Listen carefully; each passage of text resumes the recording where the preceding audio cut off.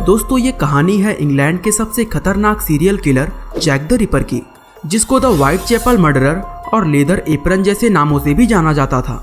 Jack की खासियत थी कि वो हत्याएं करने के बाद अपने शिकार के शरीर से उसके इंटरनल ऑर्गन्स जैसे आंत, फेफड़े और गुर्दे निकाल लेता था। इससे पहले इतना खतरनाक और खूंखार हत्यारा आज तक दुनिया में नहीं देखा गया था। खूंखार होने के साथ ही वो इतना शातिर था कि हत्याएं करने के बाद वह कभी भी पकड़ा नहीं गया। दोस्तों, ना पकड़े जाने की वजह से वह इतिहास का सबसे रहस्यमय सीरियल किलर बन गया। अब ऐसे में सवाल उठता है कि जैक ने ये हत्याएं आखिर कब और किस लिए की थी, और ऐसी क्या वजह थी कि पुलिस उसको पकड़ नहीं पाई। इन सवालों के जवाब जानने के लिए हमारी इस वीडियो को अंत तक जरूर देखिएगा।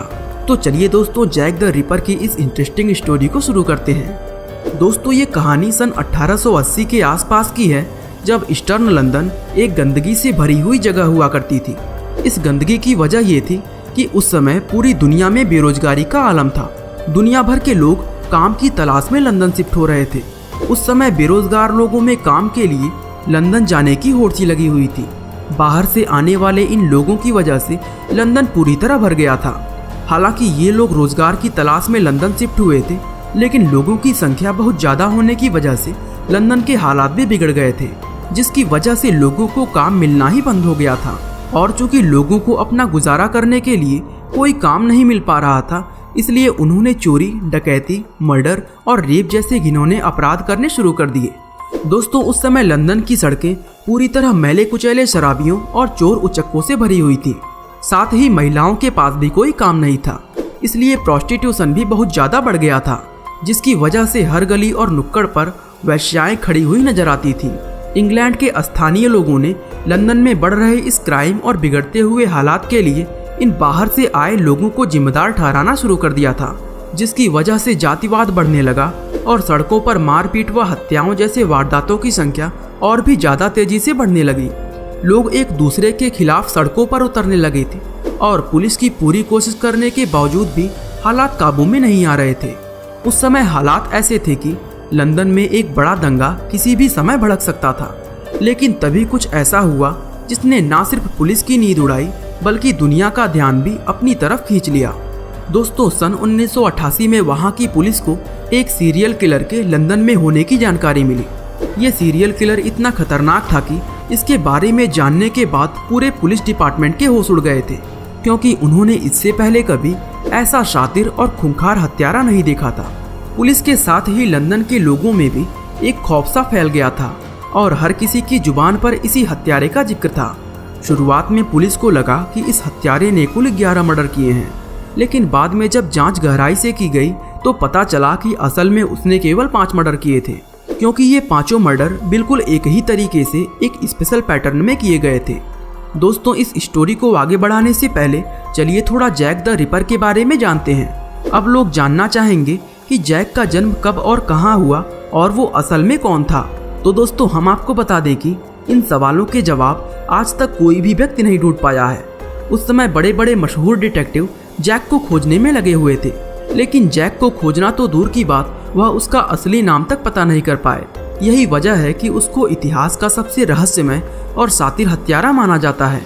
जैक ने लंदन में रहने वाली 5 महिलाओं की बेहद बेदर्दी से हत्या की थी, और चूंकि उसने ज़्यादातर हत्याओं को ईस्टर्न लंदन की व्हाइट चैपल डिस्ट्रिक्ट में अंजाम दिया था, इसलिए लोगों ने उसका नाम द व्हाइट चैपल मर्डरर रख दिया था। जबकि लेदर एप्रन और जैक द रिपर जैसे नाम उसके द्वारा पुलिस को लिखे हुए लेटर्स में पाया गया था।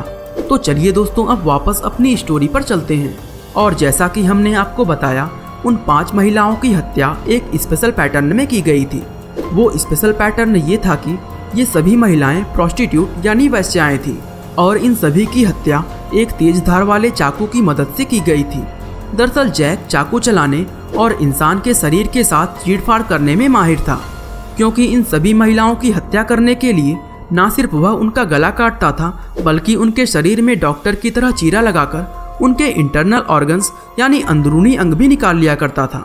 जैक द्वारा की जाने वाली इस घिनौनी सर्जरी में उन महिलाओं के शरीर से गुर्दे, गर्भाशय, आंत, फेफड़े और जो भी अंग पेट वाले हिस्से में होते हैं वो सभी निकाल लिए जाते थे।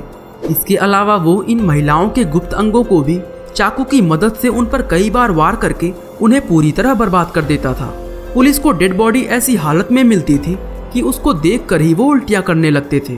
दोस्तों, वो महिलाओं के चेहरे को भी पूरी तरह बर्बाद कर देता था ताकि पुलिस को जब डेड बॉडी मिले तो कोई उसको पहचान ना सके।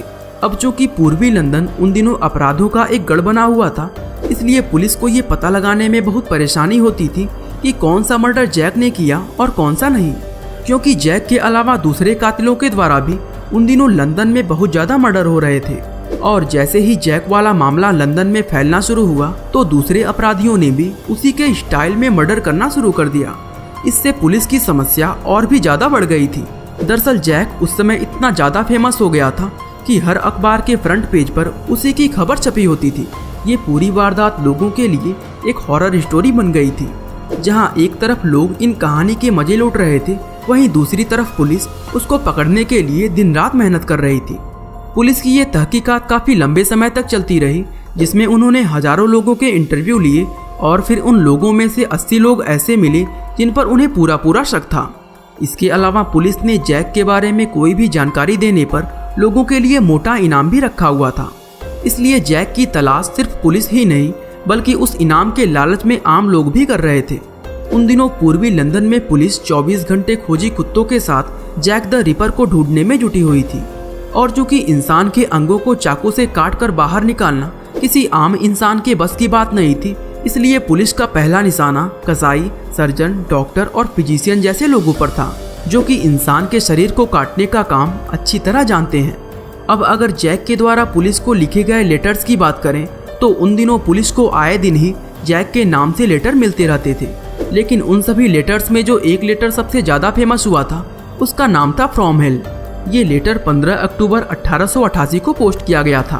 दोस्तों, इस लेटर में जैक ने लिखा था कि मिस्टर लस्क, मैं आपके लिए उस औरत की किडनी का एक हिस्सा भेज रहा हूँ, जबकि उसका दूसरा हिस्सा मैं खुद फ्राई करके खा चुका हूँ और वो बहुत ज़्यादा स्वादिष्ट भी था। दोस्तों, इस लेटर को लिखने में ग्रामर की बहुत ज़्यादा गलतियाँ की गई थी, जिससे पुलिस को ये अंदाजा हुआ कि जैक ज़्यादा पढ़ा लिखा नहीं था। लेकिन पुलिस के ये सभी अंदाज हमेशा ही अंदाज बनकर रह गए, क्योंकि पुलिस की लाख कोशिश करने के बावजूद भी जैक द रिपर कभी पकड़ा नहीं जा सका।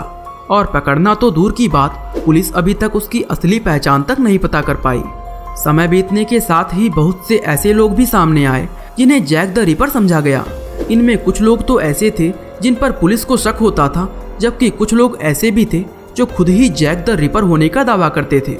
पुलिस के द्वारा इस तरह के हर एक व्यक्ति की गहनता से जांच की गई, लेकिन इनमें से कोई भी जैक द रिपर नहीं निकला।